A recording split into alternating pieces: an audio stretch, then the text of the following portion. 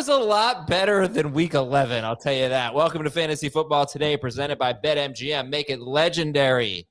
Okay, I haven't even checked, but last week we had 6 or 7 quarterbacks score 20 How many points. Oh, 6, 7.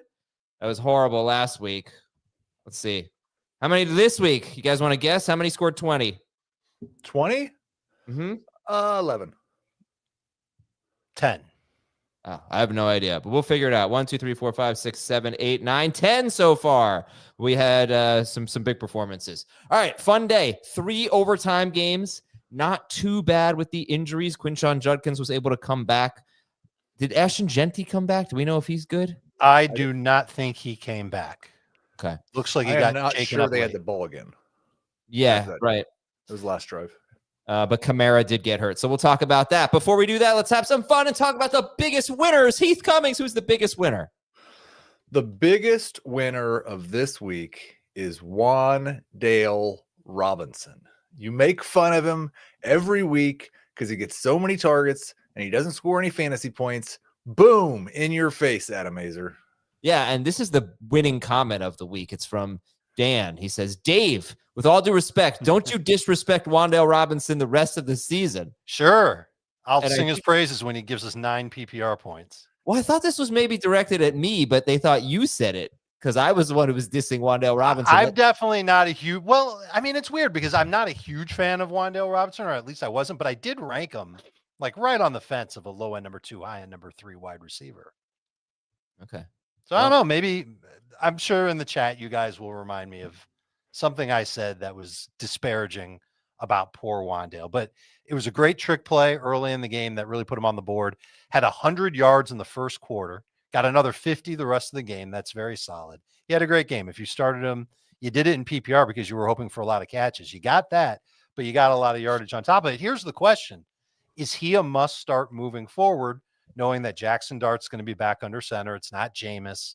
I don't know. I'm not sure if we can say that he's a must start moving forward. I think he's a must start in a 3 wide receiver league for sure. But he was that anyway. Is this stock up for Wan'Dale, or is this just great game for Wan'Dale? I think it's just a reminder when you average 10 or 11 targets a week. This is the second time this year that he's scored at least 29 fantasy points. He's got another 18-point performance. He's got a floor that he's shown us numerous times over the last couple of weeks of 8 to 10 points. Mm-hmm. And he's a little better than that, a little better. Every once in a while, he gives you a league-winning week. I think you're right, Heath. He's a must start in 3 wide receiver leagues because I think the floor, week 10, it was 12 PPR points. Week 9, it was almost 14. You start in a 3 receiver league, that's in full PPR especially. Yes, you start that guy. Okay. So great game for Wan'Dale. Started at 62% of leagues, I believe. 62%. And should be Jackson Dart next week against New England. Then they have a bye. What was I going to say? Last thing I was going to say about him. Man, it was interesting. It was really good. Like, whoa. I can't remember. Okay. Biggest loser. Who do we got as the biggest loser, Dave? I think we have to go there. There's 2 guys that we could really go there with, but I'll go with the one that I think is a little more obvious, and then we can talk about the one that's a little less / maybe just as obvious. Justin Jefferson is somebody that we have to talk about, and it's clearly not anything he's doing. I don't think he's doing much, if anything, to ruin JJ McCarthy. I think it's JJ McCarthy playing poorly, and then on top of that, when he finally gets a healthy offensive line, two of the guys get hurt. Christian Darrisaw got hurt. Jackson got hurt. That's one of the guards. And then Green Bay just absolutely started to attack him. McCarthy was frozen in the backfield, held the ball way too long. 12 of 19 for 87 yards and 2 interceptions. JJ McCarthy was. And everybody knows that JJ McCarthy isn't a great thrower, but now it's trickling down to Jefferson. And today was the first time in 8 games he did not have 9+ targets. He had 6 targets in this game, 8.8 PPR points. It is really, really gross right now. And I don't know how you can view Justin Jefferson as a top 15 wide receiver and maybe not even a top 24 wide receiver as long as McCarthy is playing like this. And if he's going to continue to play behind an offensive line that's going to let a bunch of pass rush pressure in, we're going to continue to see just a lost year for Justin Jefferson. And next week he's at Seattle. Wan'Dale Robinson against the Patriots, Justin Jefferson against the Seahawks. This is not even this is so easy To say one. Of course, I would have given you the same answer this week, but of course it's going to be Justin Jefferson. Listen, I'm not so sure, man. I guarantee you that you are not, neither of you are going to rank Wan'Dale Robinson ahead of Justin Jefferson. I guarantee it next week. Neither of you.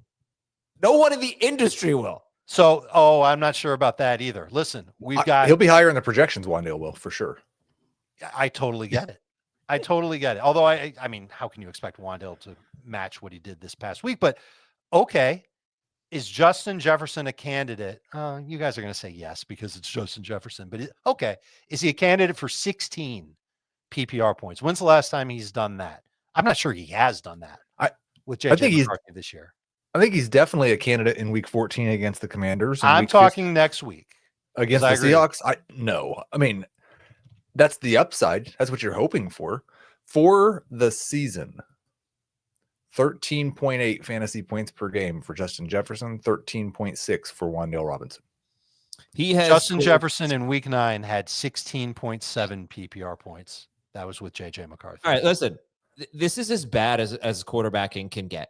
He threw 19 times for 87 yards. Justin Jefferson had more than half of their receiving yards. He had a 30+% target share. It can't possibly be this bad again, but it is going to be bad. I mean, it's just clear. Justin Jefferson's a bust. I mean, 2 weeks ago, it was worse. What? He threw for less than 87 yards? No, Justin Jefferson was worse. Oh, okay. But I'm saying the quarterbacking can't get any worse than this. Yeah. But no, it's tough. But, okay, what I was going to say about Wan'Dale Robinson is relevant to Jefferson, too. It's just, I think you can compare Wan'Dale Robinson to Quinshon Judkins today, who missed a chunk of this game with an injury. And he didn't run efficiently or anything like that, but he scored 2 touchdowns. And anytime you have a guy who has the role that Quinshon Judkins has, you can have 4 games in a row or whatever of single-digit fantasy points, whatever it was for Judkins. But, hey, he could score 2 touchdowns any week. I mean, Jefferson is still going to have a huge target share. I know you mentioned the target's only 6, Dave, but again, he threw 19 passes. So if you just get a semi-normal game from Minnesota, you're probably getting 9 or more targets from Jefferson. Well, yes, we've got that each of the last 3 weeks. Do you know how many games with, 18 PPR points he gave you? No, I get it. He's been horrible. McCarthy has been awful. It's entirely that as the problem. Almost entirely. Who's the other one you were going to say? Lamar Jackson. All right, we'll save that for buy or sell. Lamar Jackson scored 7.2 fantasy points today against the Jets. Right now, it's almost time for buy or sell, but it's certainly time for football at BetMGM. Register with BetMGM to get instant access to the best variety of parlay selection features, no sweat and boost tokens, live betting options, and much more. And new players can receive up to $1,500 back in bonus bets with the bonus code FANTASY if they don't win their first bet. You don't want to miss out on any of the hard-hitting action at BetMGM. Place your money line, parlay bets, and more today. BetMGM, make it legendary. And I think that whole opportunity thing is always such a conundrum. When you have a guy who's not playing well, but he consistently gets those opportunities. Like 2 weeks ago, it was Tedero McMillan, right? You're always afraid to bench that player. I benched A.J. Brown this week, and I hate myself for it. Yeah. So, who'd you bench him for? So I benched him for Michael Wilson, which wasn't bad, but I also would have had more points with Brown. Sure. I also benched him for Stephon Diggs, which was really bad. So, but it is what it is, right? It's fun. It's frustrating. It's hard. I don't think it's very fun. I'm still going to win that week, so we're okay. All right, buy or sell. Lamar Jackson is a sit going forward. He gets Cincinnati on Thanksgiving. Dave, this is your loser, so I'll let you say most of the things. But I would just say it's probably Joe Boo week for Lamar Jackson, and who would have ever thought we would be here after the way this season started? But he's not looked the same at all as a runner. No. I don't think he's looked particularly great as a thrower either. But, you might find somebody to start over him. I think I had him 6th or 7th this week. Yeah. But I think he also, like, we should probably give the guy some credit for coming back and saving his team's season when he's clearly not healthy. It's just not great for your fantasy team. I agree. But Mhm. the name of the show is Fantasy Football Today. And I thought this was Jobu week for Lamar Jackson. So he has scored a combined basically 12 fantasy points in his last 2 games at Cleveland and against the Jets. And he keeps getting these new injuries, hamstring, knee, ankle. And I've watched him the last 2 weeks. I watched the all 22 from last week against Cleveland. I watched a decent amount of this game, had it on. He just doesn't want to run. I mean, there's so many times where he's just sitting there in the pocket. I'm suspecting that people aren't really open. And that's why I honestly think Bateman would help him. I don't know if it's going to make him like 10 points better, but I just think they have a pretty lousy receiving core other than one guy, and he's just not really looking to run. There's one play where I thought he was going to beat the linebacker easily. The linebacker brought him down by the ankles. Nah, I think it's pretty clear he's not the same guy. I don't mind calling next week a Jobu week for him. He can be the first double Jobu player in fantasy football today history. And the reason why is because Cincinnati's defense is so bad. It really is. And Cincinnati's offense is probably going to find a way to put up some points against the Ravens. Burrow's coming back. Jamar Chase is coming back. T. Higgins, I doubt is going to play. But the rest of that offense has been good. And that might force the Ravens into, hey, you're going to have to throw the ball more than 23 times. You're not going to be able to hide behind Derrick Henry and his 3.0 rushing average again. And it could force Lamar to put the ball in the air, and maybe some good things will finally happen. But I'm going to be a little nervous starting him. He's going to be ranked. This is not going to be like Justin Jefferson, where I'm going to say, all right, I can't rank this guy top 12 anymore. I can rank Lamar as a top 10 quarterback at minimum next week because of the matchup. So if I've got him, I'm rolling with him, win or lose. But it's got to be, if he can't get it done here, I don't know when he's going to be able to get it done. And he does not look right as a thrower or certainly as a runner. Okay, buy or sell. Bijan Robinson is in trouble with Kirk Cousins. Robinson goes 14 carries, 70 yards, 2 catches, 37 yards. Buy or sell. Bijan Robinson is in trouble with Kirk Cousins. So, how come? Why? How come? Like, it's a 14-point game. He didn't score a touchdown. It's not. He's had plenty of games like this. The offense won't be quite as good, but everything's relative. Like, are you saying he's going to be RB 6 through 10 now instead of RB 1 through 5? Maybe, but in trouble. There's nothing a fantasy manager is going to do about it. Yeah, exactly. That's true. All right. Well, I don't love like 14 carries for him and 12 for Algier. Those types of games drive me crazy. Well, I think that was also influenced. I would guess the last drive was almost entirely Algier. Maybe. I can. All right. Buy or sell. The Pittsburgh backfield will be yet another annoying committee. It may just be an awesome committee. These guys are both playing really well. They don't have any wide receivers that can win right now. They both look pretty great. I think I've had it with your optimism today. I need you to get down to my level here. It was a great week. All of these are negative, and I'm just, Heath, rose-colored glasses. That's what they always say about me. You always are Mr. Rainbows and Sunshine. Algier did have 6 carries in the fourth quarter. Yeah. So, but look, committees are bad. Committees are bad for fantasy, and this was the most committee that we've had, right? We have like 6 teams that are not a committee right now. Well, we used to have 7, Heath, and now we have 6 again. So it's Jaylen Warren got so lucky. He barely played. He barely ran any routes today. Right. Kenneth Gainwell had a very long touchdown run on a trick play on a tush push formation that was overturned, ruled down at the 1. Warren comes in, gets a 1-yard touchdown run. Those were half of his fantasy points. Did not have a single catch in this game. So I went into every week feeling good about starting Jaylen Warren. I don't know that I'm going to feel that way. He plays the Bills next week. Okay. You might feel good about both of these guys next week. And Gainwell led the Steelers. It was very close, 52-49 in terms of snaps. Dominated third down snaps. And he had 2 of 3 snaps inside the 5. You know which one Gainwell did not have. Yeah, it wasn't great. You're right, though. This is for sure a split backfield. All right, we're going to take a break. Curmudgeon Adam. Yep. Absolutely. Somebody's got to be. We've had actually, Schaefer and I had a meeting about, hey, listen, Heath has just been way too happy. You got to balance him out. So that's what I'm trying to do today. We'll be right back with news and notes and some advanced metrics for you and some winners and losers and recapping each game. We'll be right back. When you need your sports news all the time, we've got breaking news to bring to you. CBS Sports HQ gives you a snapshot of all the sports that matter to you. When you need your sports in a snap, find it on CBS Sports HQ, streaming free anywhere you are.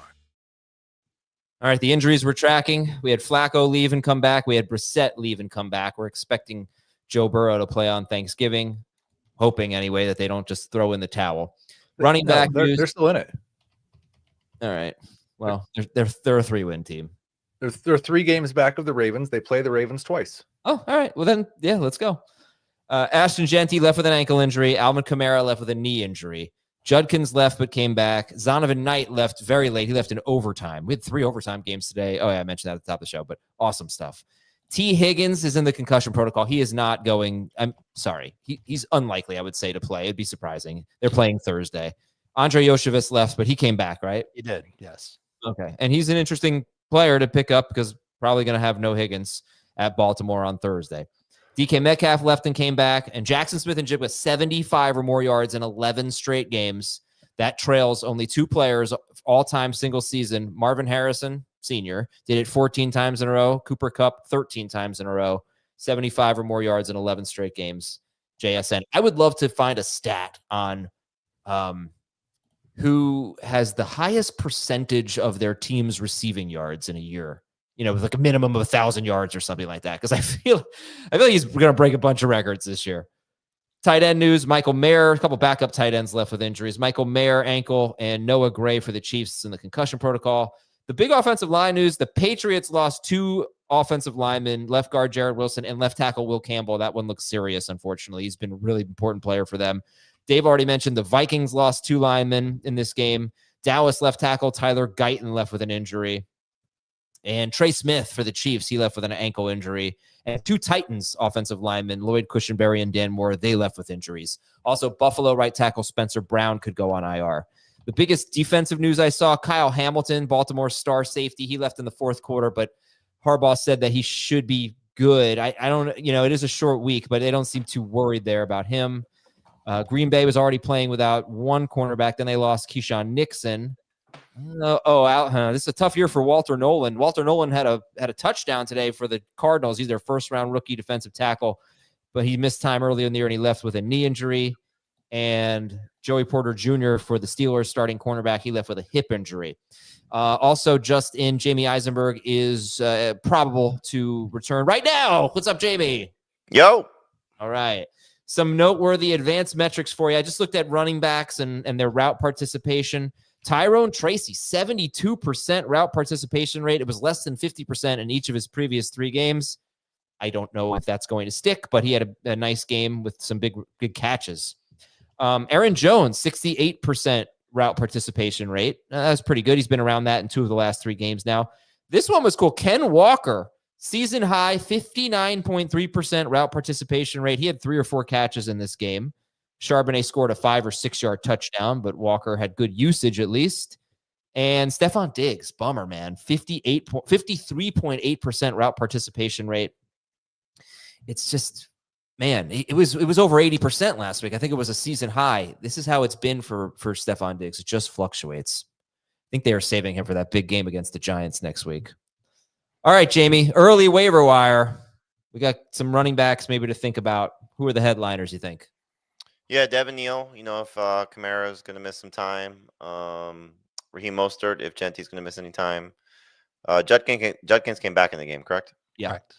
Correct. So no really high interest in Dylan Sampson. I guess, obviously, Emanuel Wilson, if, Josh Jacobs isn't able to play next week, but I think he's heading in the right direction. Brenton Strange had a big game, so clearly he's going to be a big part of the Jaguars offense.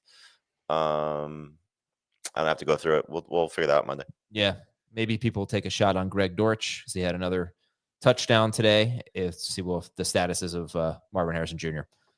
All right, let's get to our winners and losers. And Dave, you get to start with Emanuel Wilson. 84% rostered, 62% started, 28 carries, man. 2 touchdowns. Big game for Emanuel Wilson. And he didn't look amazing, but he put together so many solid runs. Let's put it this way. No home runs, a bunch of singles and doubles. And then he came through at the goal line, clearly the main back for Green Bay this week. It's hard to be a winner knowing that you might not be like usable in fantasy the rest of the season, but this is what you were hoping for when he was the prize off of waivers earlier this week. And he came through and he looked good. And never forget that the Packers love running the football. And you're not going to hesitate to start Josh Jacobs on Thursday. They're playing Thursday, right? Yeah. Yes. I mean, I hesitate because of the matchup, but it's Josh Jacobs and he'll be relatively fresh. I like that. We're starting him. Okay. Also, if you're watching the show on YouTube, watching on demand, you're not hanging out in the chat right now, go ahead and leave us your winners and losers in the comments. Love to see what you're thinking. Your other winner is A.J. Brown. And the Eagles, they scored 21 points all in the first half, but Brown had a huge game. 8 catches, 110 yards, and a touchdown. Jalen Hurts was over 30 fantasy points. Barkley had a lot of catches, but not a good game, and plus he fumbled. Devontae Smith was fine. Did they figure things out? Did A.J. Brown get it right, or was this just, hey, it was Dallas. They still have a bad pass defense at least. I might have given Dallas a little bit too much credit, especially when it comes to the pass defense. I'm curious to see just how much man they played in the first half. And if they had played a lot of man, then that makes sense for why A.J. Brown got off to such a good start, but really had a good game all the way around. Looked strong running the football, or not running, you know what I'm saying, catching the ball and then running with it after the play. I think you can feel good about starting and moving forward. I want to know what you all think. Let's talk about the Eagles and A.J. Brown and Jalen Hurts specifically. And I don't even, the Eagles, right? They've got Chicago. That's a pretty weak defense, although I think the Bears could get a couple of defensive backs back next week because they were close this week. At the Chargers, Raiders, at Washington, at Buffalo. It's not bad, but we've been fooled before. Jamie, how do you feel about the Eagles coming off this performance where they only scored 21 points and got shut out in the second half?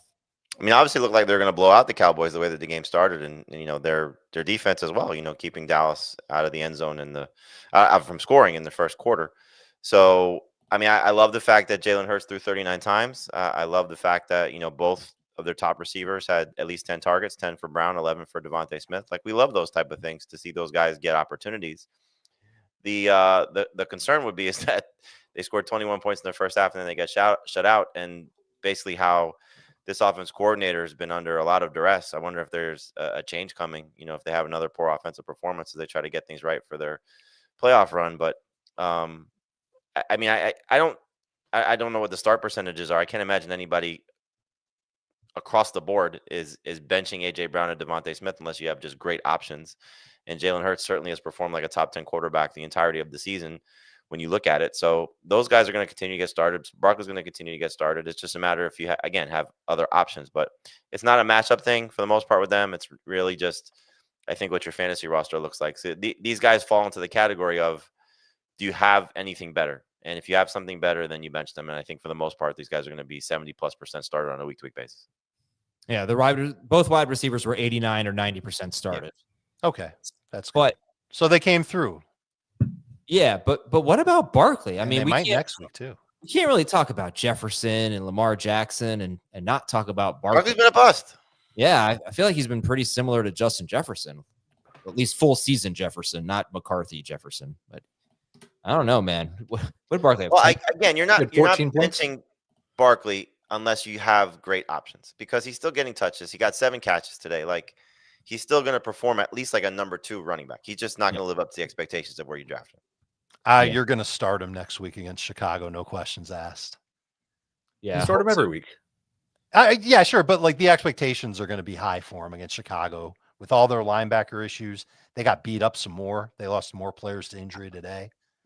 I think the only guy on this offense that's a question for 90% of people is Dallas Goedert. And it's the second bad game for him. And there really hasn't been the yardage in any game except for one. He just scored a bunch of touchdowns earlier in the year, and he hasn't scored in any last 2 weeks. Like, that's a guy that's going to be a borderline starter. The rest of them we're starting. Okay. I mean, I get that you're starting them in terms of you're ranking Barkley in the top 20, right? But at least now there's going to be discussions. Do I sit Saquon Barkley? You know, it's not just. But you have to have that type of team that you can afford to sit Saquon Barkley. Like, how many people have that type of team in a 12-team league? 10-team leagues is different. Yeah, right. Look, obviously he's going to be a start, but you look at the way the Patriots game unfolded today. Unfortunately, the goal line work once again is Ramondre and Terrell Jennings. A little bit more to them than Henderson, but Henderson was in there on a decent amount of those short yardage carries. The goal line work for Philadelphia, we know who gets that. I mean, would it really surprise you if Travion Henderson had a better finish to the season than Saquon Barkley? No. He has the last 3 weeks. Yeah. So did he today?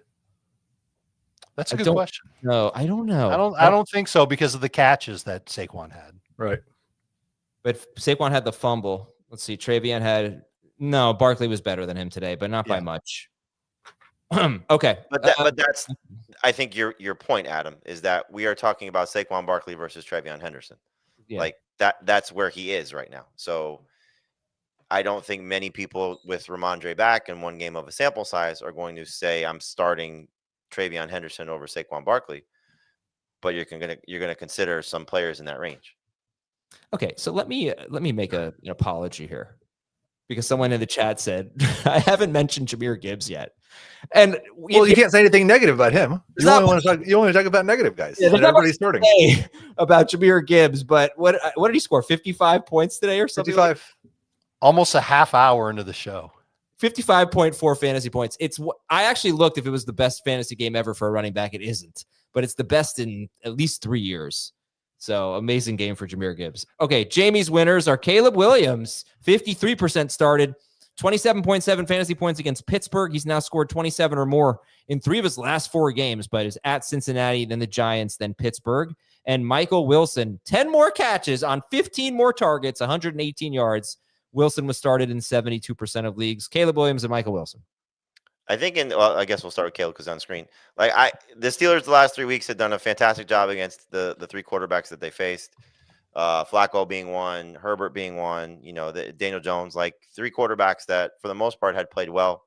Flacco had not had a bad game to that point. And so I thought that Caleb would struggle a little bit in this game just based on how he had been performing a little bit. And this was one of his better games throwing the ball, mostly because of the touchdown production. So maybe DJ Moore is back. Who knows? But I think just this should give you a little bit of confidence with Caleb Williams, and especially after what you just saw from the Philadelphia defense, still going to be should be considered a borderline starter going into Thursday night, and in the case, or excuse me, Friday.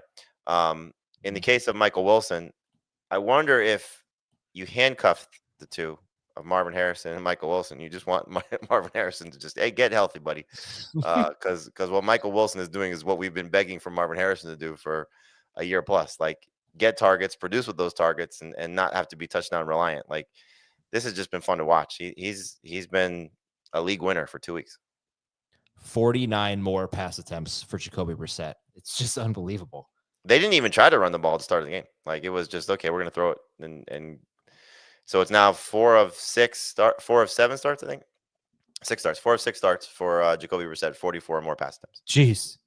All right, Heat's winners are Wan'Dale Robinson, who we talked about, and Breece Hall, who had 16 carries for 44 yards, but he added 4 catches for 75 yards. And I think he was started in about 91% of leagues, right up there. Yeah, I think first off, the best thing that comes out of this game is he had 4 catches for 75 yards, and Isaiah Davis did not have a target.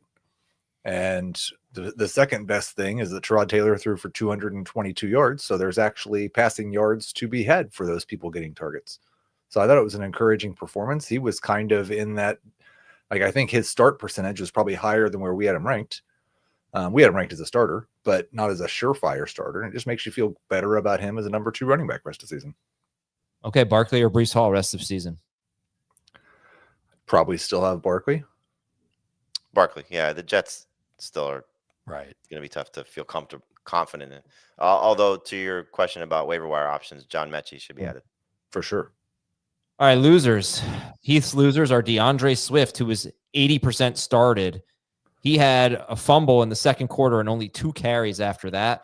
And Patrick Mahomes, who scored 17.1 fantasy points. That's 3 straight duds for Patrick Mahomes. The first two are at Buffalo and at Denver. This one against the Colts. We'll talk about that. Maybe that's a tough matchup, but it's Swift and Mahomes for you. So first off, I think that it probably is a tough matchup because they have very, very good cornerbacks. Second off, this was a mess of a game for the Chiefs. Like they did everything they could to give it away and then stole victory after trying to steal defeat or one of those things. I mean, the 352 yards is good, but their receivers just did not get open for most of the game. Rashee Rice had some big plays late. Had a couple of drop passes. They really tried to commit to the run. I think Kareem Hunt, you have 30 carries in this game. Yeah, I think so. Yes. Which everybody had been saying they need to do. And so I just think it's a little bit of a downgrade that probably doesn't matter because he's playing the Cowboys this week. But I don't feel a whole lot better about him than I do Lamar Jackson. But Lamar Jackson's playing the Bengals, so you have to start him too. And yeah, DeAndre Swift. Woof. I think you have to go in next week. I had it pretty close to 50-50 this week. And you probably keep it at 50-50 because you don't know if the punishment for the fumble carries over to the next week. But there's a possibility that Kyle Monangai is just the best Bears running back rest of the season. I think this might have been the biggest difference in snap share between the two of them, where Monangai's ahead this year, 56% to 43%. And it was entirely, almost entirely post fumble. I think Swift was at 60% before the fumble, and then they just went away from him. So it doesn't seem. You almost wonder if Ben Johnson was waiting for a reason to do this. Yeah. Running backs are held to such a high standard. I mean, it's like Trevor, you should have benched Trevor Lawrence then. The guy was playing like garbage with 3 interceptions, you know? And there's a big difference when your backup running back versus your backup quarterback. I know.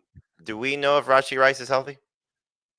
It's a hamstring. He came back in, but but then he caught a ball and then completely collapsed because he couldn't move. He knew he couldn't open it up. So he's not a guarantee for Thursday. Yeah. All right, Jamie's losers are David Montgomery, who was started in 71% of leagues, and he had 37 total yards, 8 touches in a game that went to overtime. And Zay Flowers, who had 58 of Lamar Jackson's 153 yards, but just another game from Zay Flowers. I mean, it's week after week of Zay Flowers scoring around 11 to 12 PPR fantasy points, this time actually 10.8. So, yeah, go ahead, Jamie. Montgomery and Flowers. Can't start Montgomery anytime soon. You know, the fact that the touchdowns have disappeared, that was the only thing that's been saving him really for the last year plus. And unless they're just going to give him the opportunity like they did against Cincinnati, where, you know, that was his hometown and trying to feature him, like we're just not seeing that. And understandably so. I mean, Jahmyr Gibbs on a different level. So at best, a touchdown dependent flex, you know, in the Tyler Algier range now. Like that's how you have to treat David Montgomery. I don't know if you're going to drop him, but you certainly can't start him. And in the case of Zay Flowers, like you hope the Bengals game is going to be something that benefits him, but really it hasn't been wide receivers, as we've talked about a lot. Like receivers don't do well against the Bengals by comparison to running backs and tight ends. So the way we started the season feeling about Zay Flowers, the way I started the season feeling about Zay Flowers, I don't speak for anybody else. At best a number 3 wide receiver, that's how you have to treat him. Like even when it feels like there's good matchups, you just cannot say he's a must-start guy in a 2-receiver league. All right. Zay Flowers and Montgomery are losers, and so is Justin Jefferson for Dave and Jamison Williams. Oh, donut. I had some donuts last night, Dave. They were delicious. No one cares about your donuts.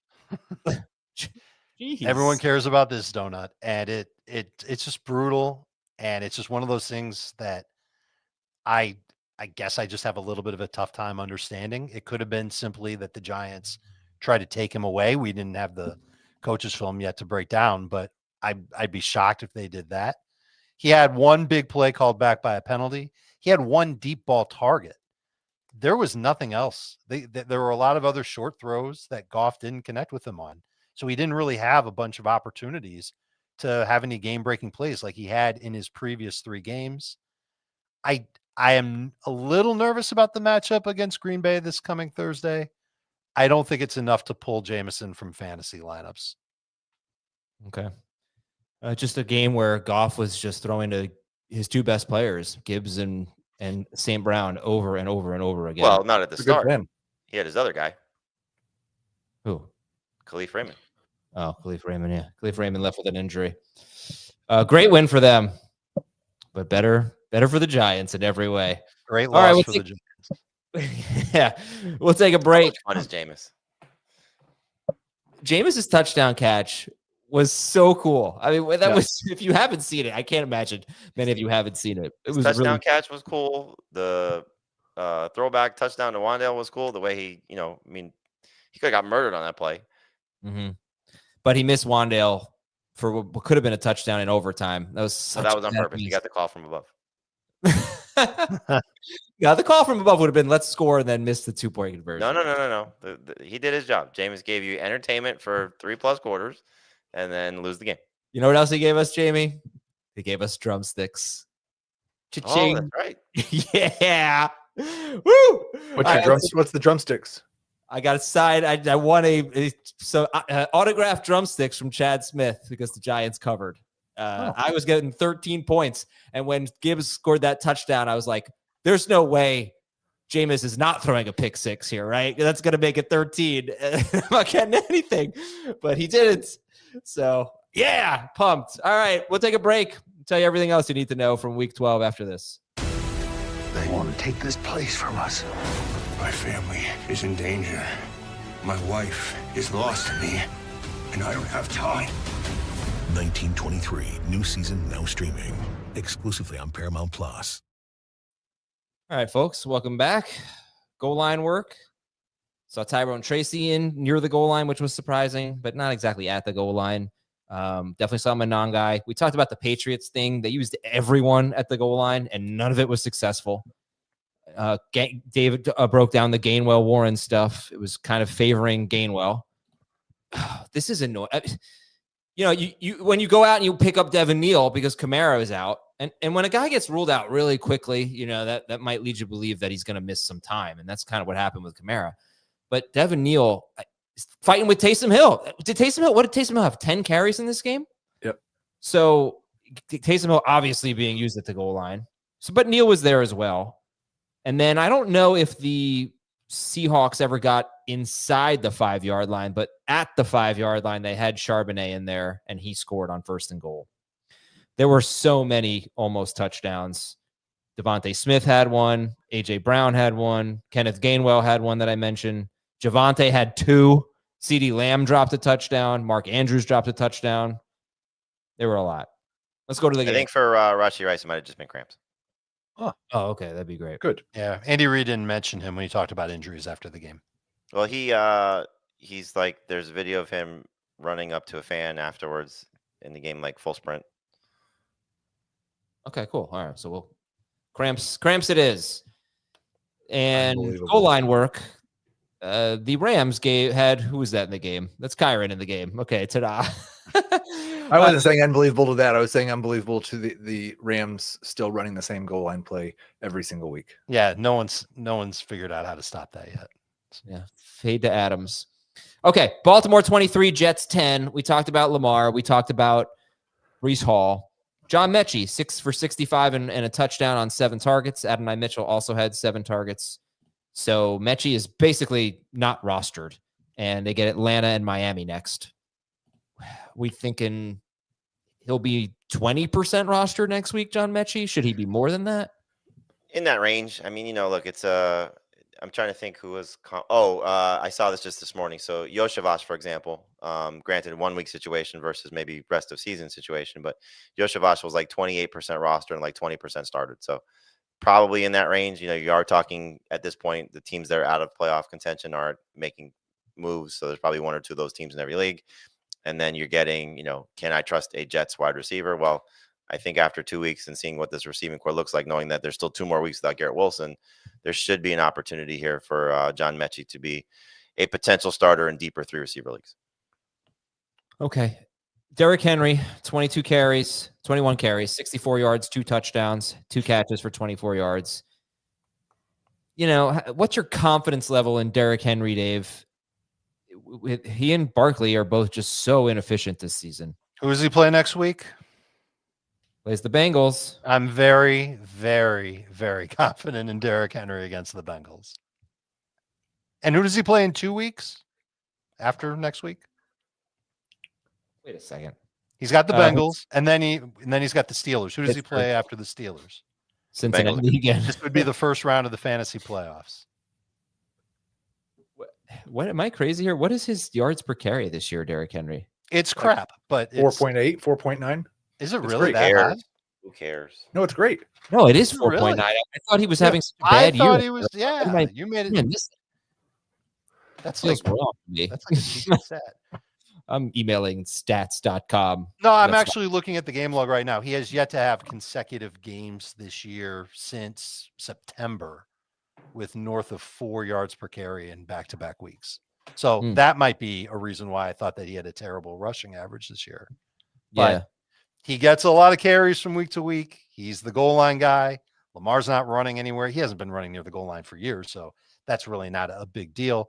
I do worry about the games that aren't against Cincinnati because it's Pittsburgh, and then in the second round of the fantasy playoffs, it's New England, and then week 17 at Green Bay. I'm blown away that he's averaging 4.9 yards per carry. He's not anymore. But okay, anyway, that's Derrick Henry. Yeah, it's a little lower than that, but he's in that 4-point range.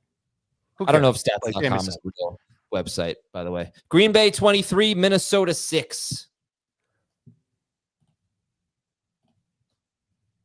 Green Bay 23, Minnesota 6. Oh, are we doing Believe It or Not? Yeah, I forgot about it on the first one, but we're back.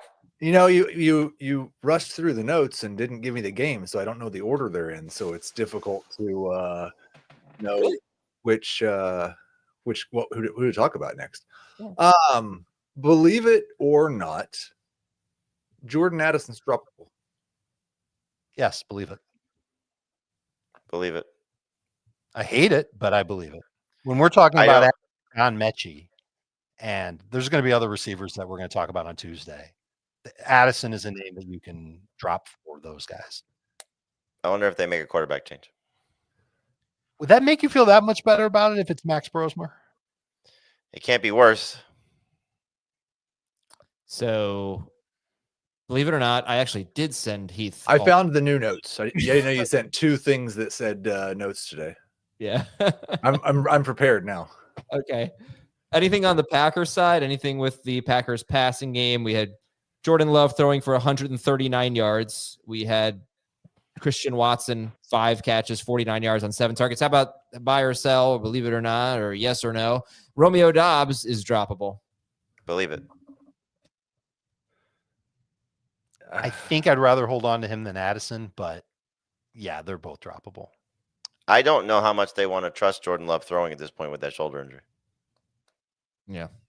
It's his left shoulder, but yeah, point taken. It's separated shoulder and it's painful.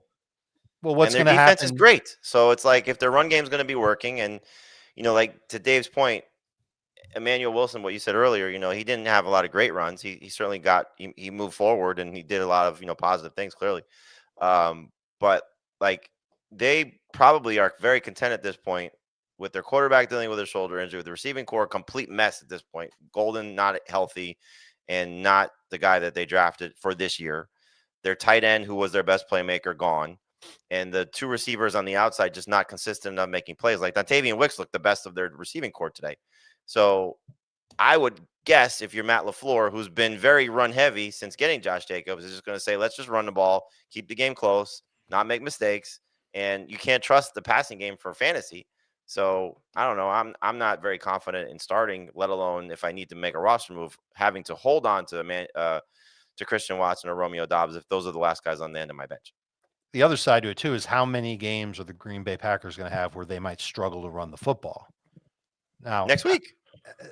Sure. So that's going to be an interesting litmus test, but it's not going to be a matchup where, well, maybe it is because we just saw the Giants throw like crazy, and there are a bunch of receivers on the Giants that had a good game. Maybe Dobbs does get more opportunities, and maybe we shouldn't rush to get him off of. Yeah, but again, like I think there's a difference between struggling to run the ball and not running the ball. Like I don't know if there's a situation where they get away from running the ball, even if they're struggling to run the ball, unless their defense struggles and they're chasing points to a significant degree. Yeah. All right. Next game. Like they've been very content keeping Jordan Love under 30 pass attempts. Next game is Kansas City 23 and Indianapolis 20. Believe it or not, Kareem Hunt is a must-start running back, even if Isaiah Pacheco comes back. What about the new guy? They did just sign Damian Pierce. That's So right. you can factor him in if you would like as well. So again, believe it or not, that Pacheco or that Kareem Hunt's a must-start running back no matter who he's sharing the backfield with. Yeah, to call him a top 24 running back, I think he's going to make the cut. We're talking about a label dude. him must start. Right. Maybe not must start, but he's going to be one of the top 24 guys, I think, in our rankings. Touchdown in 4 straight games. Now, he's got a rushing average that's not so hot. He's at 3.9 for the year. So who do you think will lead the team in carries when Pacheco's back? Kareem Hunt.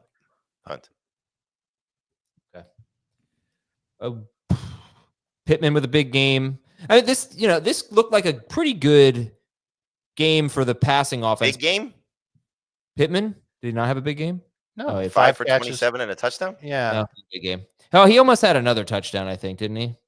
Like, I mean, Justin Jefferson would have killed for that stat line. yeah, sorry. Pittman was fine. Yeah, I don't know. This wasn't a great game, certainly for Jonathan Taylor. Is anybody concerned about Jonathan Taylor? Absolutely not. No. I mean, the schedule's not great. The production when he's had some tough matchups hasn't been great. You're not benching him Right. in any time soon. But you know, the league winning running back that we saw, the MVP is slipping away from him. You know, the offensive player of the year award is potentially slipping away from him. Fantasy wise, no, I'm not concerned. It was a game of 2 Daniel Jones. I was going to ask you about this. In the first half, rushed 4 most of the first half. Daniel Jones was completely comfortable and played almost perfect football. The second half, Spags dialed up the pressure, and Daniel Jones could have thrown 2 pick sixes in the fourth quarter. And I think they had 3 straight 3-and-outs to end the game. Going to be some tough decisions next week against Houston for fantasy managers in terms of starting your Colts. I don't think it's that tough. I mean, I guess it's at home, but no, for Pittman. For Pittman, yeah. Yeah. I mean, Warren will start, but I'll probably sit everybody but Taylor and Warren. Okay. All right. Patriots 26 and Cincinnati 20. Heath is dismayed that he keeps ranking Drake May too high now. Oh, no. No. Today, I think we should just put this out there because I don't know if we said it out loud. So believe it or not, today was actually a good day for rest of season Travion Henderson projections. I do believe that. It sucks that he didn't give you a good fantasy day, but he looks like an RB2. Yep. Yeah. Now, and listen. his next 2 games are Giants and Bills with a bye in there. Yeah. So the matchups are going to be great. Of course, this matchup was supposed to be great too, but just you should be excited with all the carries that he had. Ramondre looked terrible. I know Ramondre is not at 100%. He's dealing with, I think, turf toe. And so that's just going to slow him down. The problem that I've seen from Henderson for now 2 straight games is there aren't enough. We talked about singles and doubles. There aren't enough doubles, triples, and homers over the last 2 weeks. And when we did see some homers from Travion Henderson a couple weeks ago, it was really just like a bunch of singles and then 2 home runs. And so I was hoping by now that we'd see some more explosive runs from Travion on a regular basis. So it was just crystal clear that he's the best running back that the Patriots have and that they should use him all the time. And it just hasn't happened yet. Heath, you said it best. He's a number 2 fantasy running back. In these next 2 games, one of them he's going to pop off for a big game. The matchups are too good. And they can't keep going back to Ramondre. And he had a great snap share. So it wasn't huge. It wasn't, it was 64%. It wasn't 70% or 80%. But it's still what we wanted, and he had the majority of the snaps inside the 5. Yes. Number 2 running back moving forward. Do we know the extent of Will Campbell's injury? No, but it doesn't sound good. And he had, the towel over his head as he was carted off the sideline. That could be a problem for May and Henderson. Yep. And they lost the left guard, too. They lost their guard very early on in the game. Yeah. It's frustrating that Henderson wasn't more efficient here. And with May, it's 4 straight games now where it's been pretty underwhelming. 20.4 fantasy points against Atlanta, 22.1 at Tampa Bay, 17.4 against the Jets, 18 points today at Cincinnati.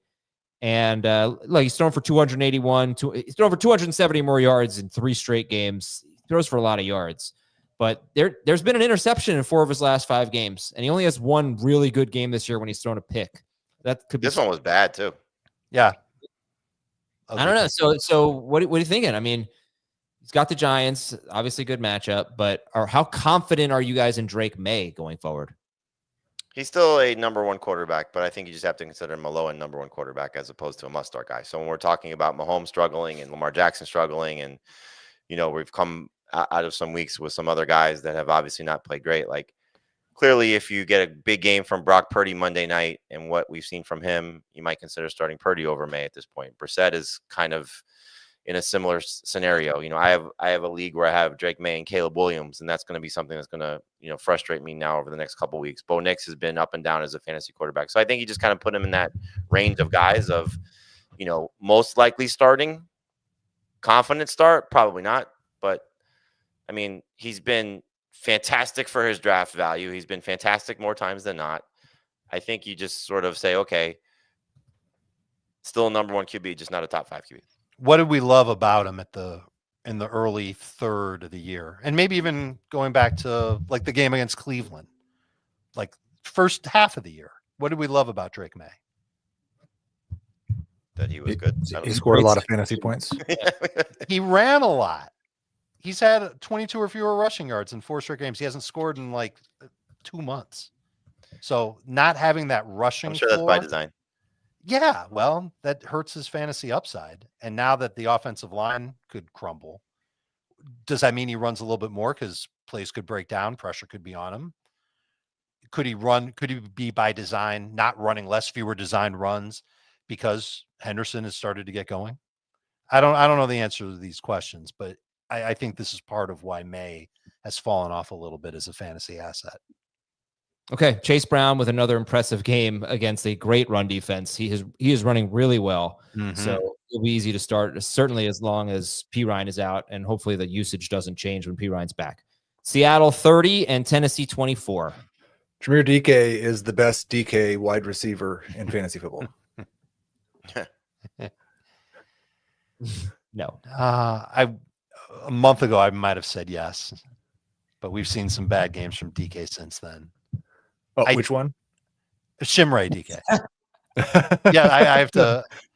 It is the first game for him without Calvin Ridley healthy, and that's kind of when he took off the first time. Was when Ridley first got injured. So no, I thought Cam Ward played really well today, given the defense he was facing, and especially early and late. The second and third quarter, they kind of figured things out a little bit defensively, Seattle, but once they were up big, maybe they took their foot off the gas. But I think you're going to get games like this for DK where you're going to get 7+ targets. You're going to get opportunities for him to get up.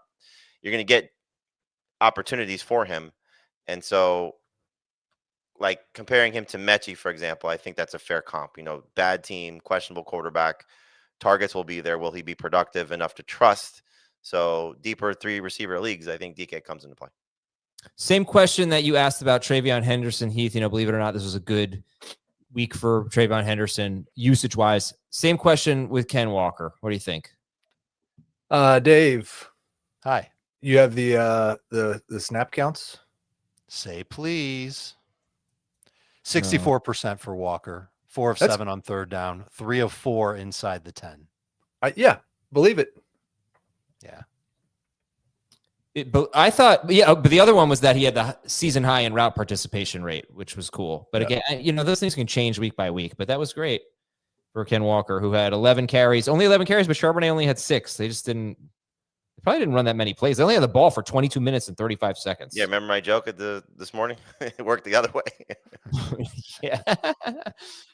Rashid Shaheed, I have a feeling, is going to start getting dropped. He's 74% roster. Yeah, that was disappointing. I did think Darnold would play well. This is the setup you want for him, so it's just when he has these type of matchups, you can consider him a low-end starter. Okay. Next game is and Chicago. JSN is the offensive player of the year. JSN. Oh, he's incredible. Chicago 31, Pittsburgh 28. You might have to sit Roma Dunze in a 3-wide receiver league. Not there yet. Don't believe it. Not in 3 receiver leagues, but 2 receiver leagues for sure, especially going against Philly this week. Odunze, oh man, it's frustrating with him.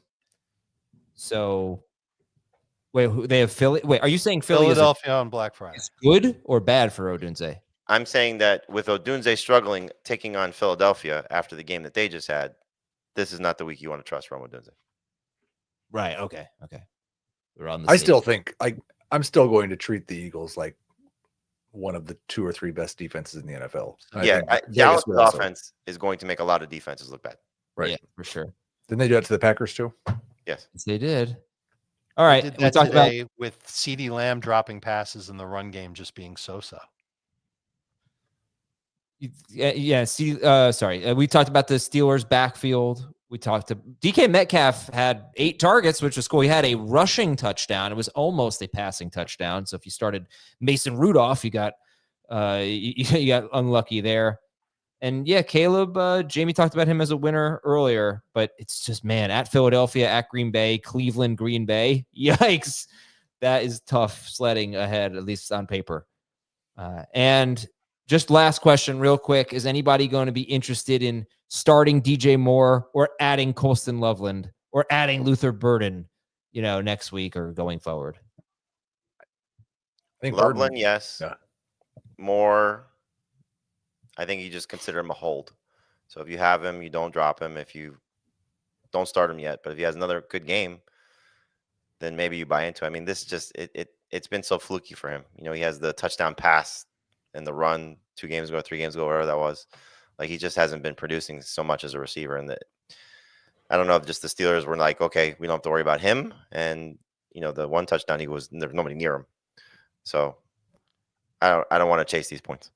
I didn't watch this game closely enough, but it looked like from what I saw, they just didn't defend the middle of the field very well and Moore crushed them on slants and posts and stuff like that. Man, I don't want to go out on a limb and give horrible advice, but I just feel like based on what we've seen all season and what the upcoming schedule is, I just said it for Caleb Williams, Philadelphia at Philadelphia, at Green Bay, Cleveland, Green Bay. We're getting into December. It's going to be cold. I think Caleb Williams, if you still have a trade deadline, feels like the best sell high in the world. Yeah, it's a good call.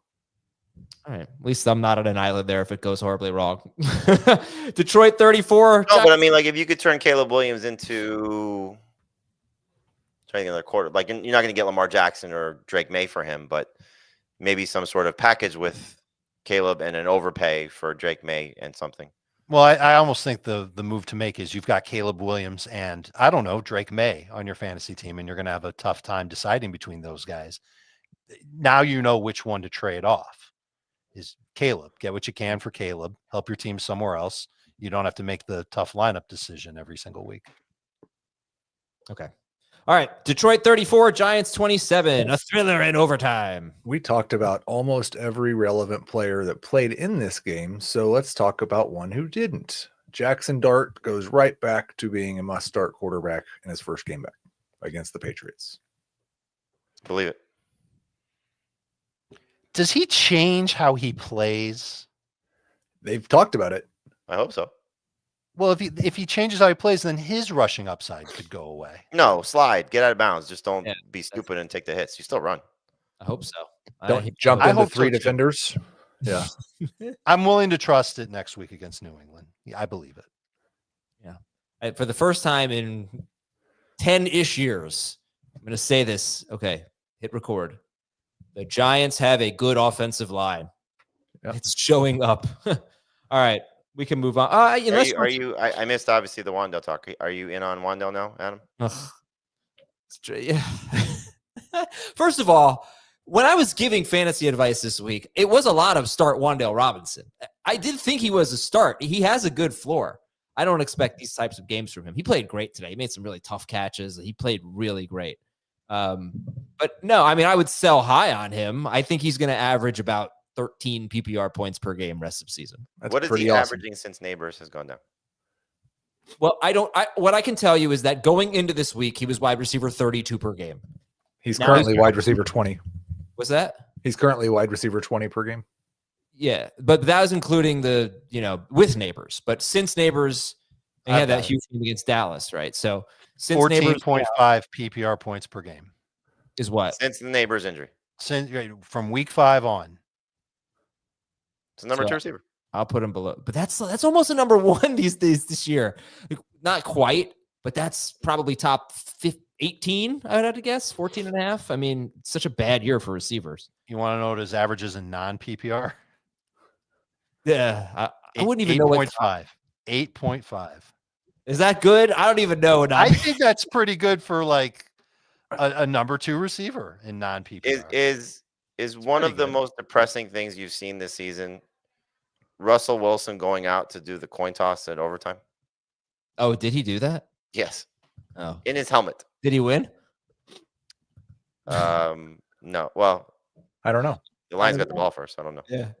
All right, Cleveland 24. He probably did win. I think most teams defer now. Cleveland 24, Las Vegas 10. We get into the late window. How did we make it an hour and not talk about Shedeur Sanders being the first starting quarterback in 17 QBs to win their first start for the Browns? Pretty cool. Believe it or not, Shedeur Sanders should be the starting quarterback for the Browns the rest of the season. He should. I don't know if you saw, but Stefanski did not commit to it. I'm sure. I'm shocked. But that's better than him saying outright that Gabriel's going to be the starter when he's back, because that's what he had said, right? In all after a seriousness, game he won. his interception was laughably bad, but I thought he made 5 to 10 like NFL quarterback plays. You should have stopped at 5. But yes, 5 fairly good throws. Yeah, good for him. It was good. I mean, it didn't work out for anyone other than Dylan Sampson, who had a long touchdown catch. Well, I mean, look, Jerry Jeudy screwed him by forgetting that there's 11 players that play defense on the field. It's tough to remember that, Jamie. It is, it's hard. Explains a I lot. think, If that's the case. we still have issues about Harold Fannin, and David Njoku was clearly droppable if he wasn't already. Yeah. How about the schedule for Cleveland moving forward? 49ers, Titans, at Chicago. They're still in the race. Let's go. But they're going to keep everything. They are. The thing that they should do, just because their defense is so good, they're going to keep every game close. All right. Brock Bowers is a little frustrating lately, but everyone's going to start. Geno was so bad. It's not awful. Geno's It's fault. I know not he's bad, entirely but, I mean, Geno. like that offensive line is a joke. This was just a disaster waiting to happen. The funniest thing maybe that I've seen in a long time is instead of kicking a field goal, they punted to try and add to their sack total at the end of the game. It was a punt from the Browns, punted from their own 29. No, I'm sorry. The Browns punted from the Raiders' 29-yard line in the fourth quarter. I've never seen anything like that before. Oh man. Okay. To the next game. How many sacks in total did they have? Do you have the number? 9 or 10. 9 times. Stop counting Jacksonville at 9. 27, Arizona 24, another overtime thriller. I mean, just stupid coaching after stupid coaching in this game. Yeah, seriously. There was lots of stupid coaching. Believe it. Like for dynasty purposes, is Trevor Lawrence headed down the Kyler Murray path? Like they're probably gonna maybe they'll sneak into the playoffs this year, but he was just awful, and he has this long contract, and I feel like he's going to be the guy they're paying $50 million to not play on their team. I mean, I want to keep talking. I'll find something that was an incredible stat about this game. Oh, well, I'll go ahead and I'll just pretend to still be high on Trevor Lawrence. Heath, give him a break, okay? It's first year in a new system. He's missing Brian Thomas Jr., who was having a great year before this. How can you judge Trevor Lawrence? He was the number 1 pick in the draft. Are you crazy? When you say Brian Thomas was having a great year, you mean before this year? Everything I said was facetious there. Oh, yeah. All right. This is from Theo Mackey, who covers the team, one of the beat writers for the Cardinals. I just lost it. Sorry. Where is it? NFL teams had won their past 50 games with a +4 turnover margin. The Cardinals broke that streak today. Whoa. But it's been a historic year for the Cardinals. It's absolutely amazing. The fact, I mean, I don't know how they don't fire Gannon, but they will. The fact that Trevor Lawrence at times looked so awful, and then still manages 3 touchdowns is incredible. Yeah, right, he had a decent game, but no, he doesn't have Thomas and he doesn't have Hunter, so I think there's a chance he could be solid. Fantasy. Huge day for Travis Etienne. Yes, let's talk about that because Tootin didn't really do anything. So That's why I hesitate with sometimes with these committees because they change on a weekly basis, it seems. I wonder how much that ankle injury really changed what the Jaguars may have had planned, because 15 carries to 12 before he got hurt last week.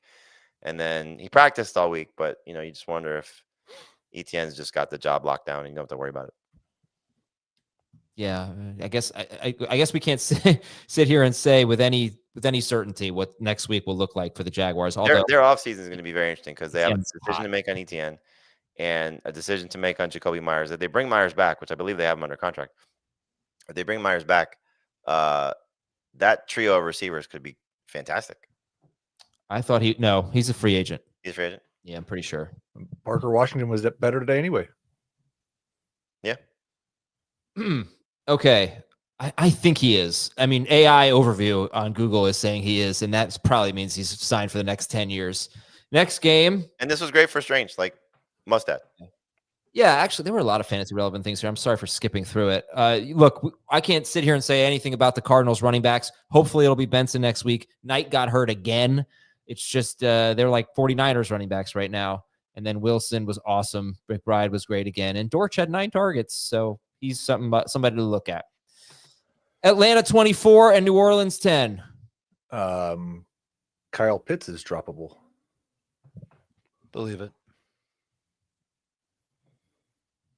Yeah. Yeah, this was frustrating. Boy, if you were one of the 28% of CBS Sports users who started Darnell Mooney, 3 targets, 74 yards and a touchdown, got a little lucky there. London back next week, so that should be good. When you look at You keep saying that. I don't think it's a guarantee. No. Oh no, It's hopefully Yeah. Lennon. I think You that's said that both shows on Friday, and you're not wrong. I mean, he could return next week, but you're very confident in that. I thought the coach said that they expect him back next week. No, they're hopeful. Okay, But this is almost like your Joe Burrow will never play again.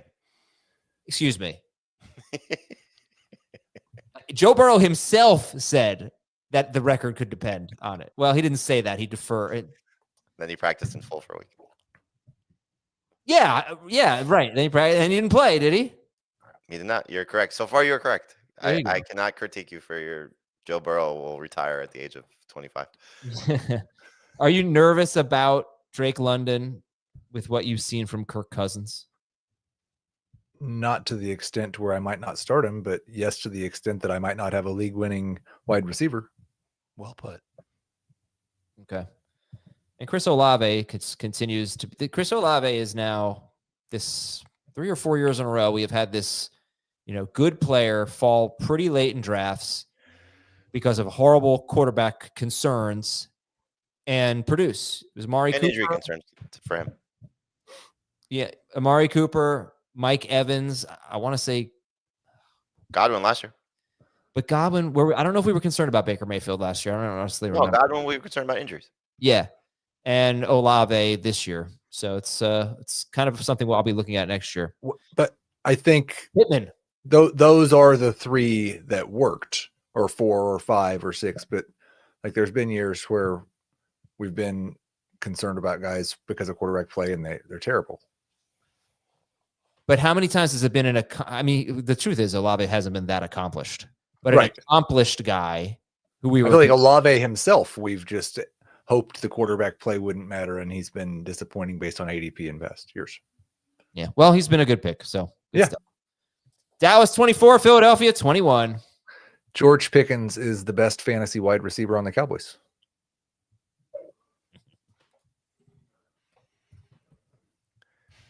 That's my favorite response. That is Like my it when favorite no response. one's sure to Can buy they just in. both be awesome? Nope. We need an answer. So rest of season, you have I forget the colors of the pills in the Matrix. Like Blue you and take red. one, blue and red. Yep. So one's blue, one's red. Well, I don't know, because if the red pill, I don't remember. One of them, you don't go into the Matrix. But then Lamb's been better than him in just 2 of the last 5 games. There was one game where they were both really close to each other. 2 where they were close to each other. I mean, Pickens is just awesome. He's really playing. been great. It's not just a fantasy thing. Like, he's playing Yeah, better football. yeah, I mean, it's always easy to do, hindsight. Like they gave him up. The Steelers gave him up for such little compensation, and then paid DK Metcalf that contract. It's just crazy. Like this is what they let walked out the door. Yeah, Pickens I will don't not think be they happy. liked having him in their door. No, I get every reason why it happened. I totally get every reason why it happened, and he's not doing this in Pittsburgh by Yeah. any stretch. But this is what they let walk when they had him under control, and could have franchise tagged him to pay DK Metcalf all that money. It's a funny question, Heath, but obviously we're starting both of them each week. Yeah. But can we talk about Javonte? Did anyone answer? Yeah, no. I'll take Pickens. I'll take Pickens. I'll take Lamb. I'm not answering. Heath, you can answer. No, I asked the questions here. What do you guys think about Javonte? And just he's getting so damn close to a touchdown. 20 carries, 87 yards, 2 catches, 14 yards, which is miraculous for him. 2 catches for 14 yards. But what do you think about him? Must start top 15 running back. Yeah. Well, maybe top 20 next week. And the week after. Kansas City and at Detroit next 2 weeks. Yeah, it's tough. You got to love the workload. Rushing average isn't that bad. He's faced very good run defenses and he's run well against them. Yeah. You just Yeah, can't. he did that today. You're not going to sit him against the Chiefs or the Lions, and they're very tough matchups. So that tells you who he is. Yeah. All right. Thank you all. We will have Beyond the Box Score tomorrow to talk about Tampa Bay and their miraculous comeback from a 21-0 deficit for a huge win, 35-28. Calling that now. Not really, though. But that'll be really fun to talk about. And we'll give you some advanced stuff and buy or sell. Thank you all for watching and listening. Leave some comments in the chat, in the comments section, and hit the like button on the way out. We'll see you later.